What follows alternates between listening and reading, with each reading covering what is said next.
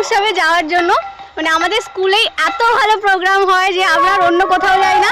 এখন বাজে 1টা আর আমরা প্রচুর লেট হয়ে গেছি। সাজতে বুঝতে কেমন লাগছে আমাদের। হোলি খেলে চলে আসলো আর আমরা এখন যাচ্ছি। ফার্স্ট রংটা তুই লাগালি, আমার খুব সুন্দর একটা কালার।